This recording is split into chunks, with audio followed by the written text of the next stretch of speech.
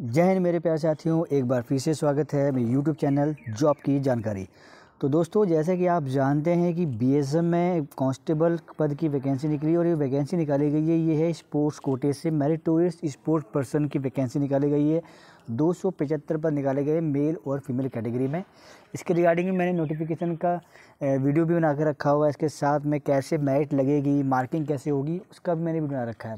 तो दोनों को वीडियो का लिंक आपको इस वीडियो के डिस्क्रिप्शन बॉक्स में मिल जाएगा, आप जाकर इसको देख सकते हैं और अपना नॉलेज गैदर कर सकते हैं। आज दोस्तों हम जो टॉपिक की बात करने वाले हैं वो बहुत ही इंपॉर्टेंट टॉपिक है, क्योंकि आपको ये जानना होगा कि ये जो वैकेंसी आई है इसका सिलेक्शन प्रोसेस कैसे रहेगा। क्योंकि बहुत से कमेंट्स मेरे पास आ रहे हैं जिसमें पूछा जा रहा है कि सर क्या इस भर्ती के अंदर में ट्रायल होगा, क्या इसमें रनिंग होगी, मेरिट कैसे लगेगी। क्योंकि अमूमन कुछ ऐसी स्पोर्ट्स की वैकेंसीज होती हैं जिसके अंदर में नो डाउट ट्रायल भी होता है, रिटन एग्ज़ाम भी होता है, रनिंग भी होती है, लेकिन हर भर्ती में दोस्तों ऐसा नहीं होता है। तो क्या इस भर्ती के अंदर में ये प्रोसेस रहेगी?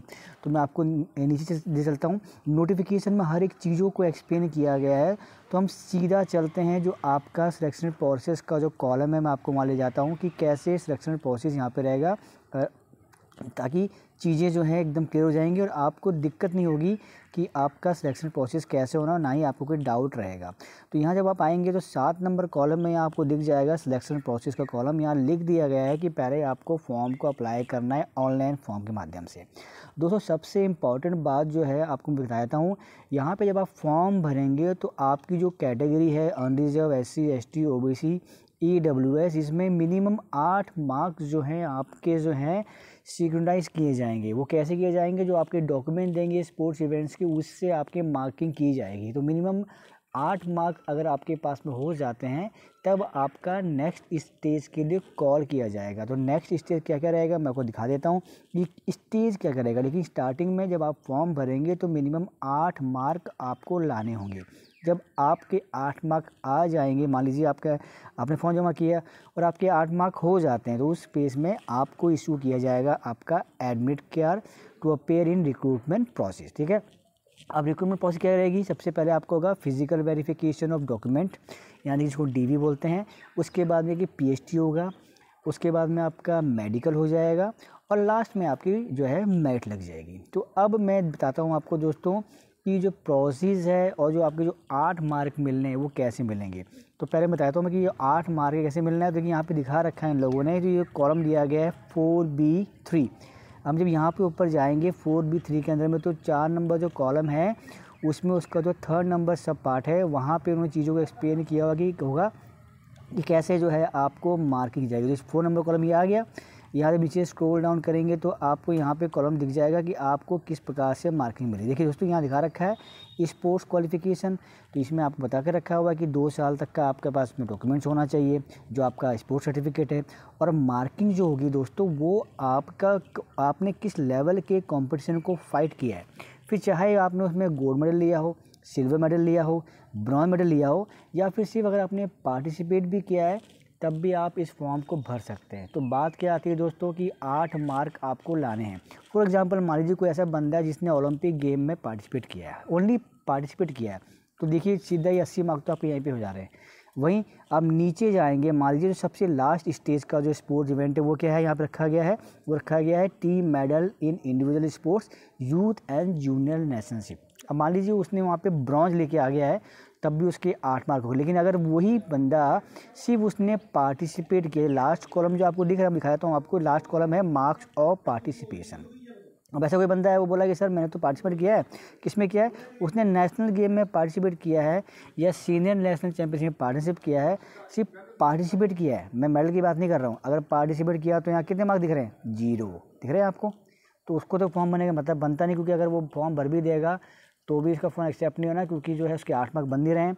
और मान लो कि अगर उसका कहीं ना कहीं से ऐसे कुछ हो भी जाता है कि कॉल लेटर आ भी गया, मान लो ऐसे होना नहीं है, तब भी मेरिट में तो मेरे भाई आना बड़ा मुश्किल है। क्योंकि आपका जो आपने national level, senior national championship भरा हुआ है, यूथ है, जूनियर नेशनल चैंपियनशिप है, तो पार्टिसिपेट के तो मार्क ही नहीं है। गोल्ड के मार्क हैं, सिल्वर के मार्क है, ब्रॉन्ज के मार्क। तो इस चीज़ों को आप क्लियर होगी। इट मीन्स आपके पास में अगर अच्छे लेवल का सर्टिफिकेट है और आपने उसमें अगर मेडल लिया है तो बहुत ही अच्छी बात है, क्योंकि जिसके जितने ज़्यादा अच्छे मेडल होंगे पर यहाँ भी ध्यान देना है कि ऐसा नहीं कि आपने कोई गेम लिया एथलेटिक्स का, उसमें आपके पास में वर्ल्ड चैम्पियनशिप का एक मेडल है गोल्ड का और एक ओलंपिक का मेडल है गोल्ड का, तो बोला कि सर मेरे तो ओलंपिक के 100 मार्क हो गए मेडल गोल्ड के और वर्ल्ड चैम्पियनशिप के 90 मार्क हुए। ऐसा नहीं है, आपके पास कितने मेडल्स हों लेकिन उस कैटेगरी के अंदर में सबसे टॉप मोस्ट जो आपका कंपटीशन आपने फाइट किया उसका मेडल ही जो है आपके मेरिट में काउंट किया जाएगा। जी हाँ दोस्तों, तो इस चीज़ को भी आपने ध्यान में रखना है। तो इस प्रकार से आपकी मार्किंग हो जाएगी, फिर आपको क्वालिटी शो किया जाएगा। फिर दोस्तों क्या होना है, आपका होना है सिलेक्शन प्रोसेस के अंदर में पीएसटी। तो पीएसटी में के अंदर में आपका क्या होता है, हाइट होता है, वेट होता है, चेस्ट होता है। तो यहाँ पे क्या निकलता है चीज़ें कि आपका रनिंग यहाँ पे नहीं होगा। जी हाँ दोस्तों, रनिंग वनिंग नहीं होनी है, सिर्फ आपका हाइट वेट चेस्ट नाप लिया जाएगा। ये कॉलम दिया गया है पीएसटी का, आप देख सकते हैं फिजिकल स्टैंडर्ड का। और यहाँ पे नीचे जाएंगे तो यहाँ दिया गया है जो नॉर्मल कांस्टेबल पद में होता है, जनरल कैटेगरी की 170 सेंटीमीटर हाइट, फीमेल की 157, चेस्ट 80 सेंटीमीटर। बाकी अगर आप कोई कैटेगरी में आते हैं तो आपको थोड़ी छूट मिल जाती है। इस प्रकार से आपका पीएसटी हो जाएगा। पीएसटी होने के बाद में दोस्तों मेडिकल होगा। मेडिकल में दोस्तों ऐसा क्योंकि आप स्पोर्ट पर्सन हो तो आपका हर एक चीज़ चेक की जाएगी। इसमें कोई भी जो है कोताही नहीं है कि बोला मुझे ये प्रॉब्लम थी तो मुझे छूट मिलेगी। नो, आपने भले इंटरनेशनल लेवल से गेम खेला है लेकिन आप मेडिकल फिटनेस आपका जो है बिल्कुल परफेक्ट होना चाहिए। और दोस्तों सबसे इम्पॉर्टेंट बात कि क्या इसमें ट्रायल होगा, तो दोस्तों बताता हूँ मैं आपको। मैंने पहले वीडियो बनाया था लेकिन तब भी शायद कैंडिडेट्स को डाउट रह जाते हैं कि इस सिलेक्शन प्रोसेस के अंदर में जब आपका पीएचडी हो जाएगा तो उसके बाद में आपका मेडिकल होना है। इसका मतलब क्या है, आपका यहाँ पे किसी भी प्रकार का ट्रायल नहीं दिया जाएगा। आपके पास जो सर्टिफिकेट आपने प्रोड्यूस किए हैं, जो ऑनलाइन आपने फॉर्म जमा किए तो जाकर के उस सर्टिफिकेट के साथ में आपने जब जाके डीवी में सर्टिफिकेट दिखाएंगे उसके बेस पे ही आपकी मेरिट बननी है।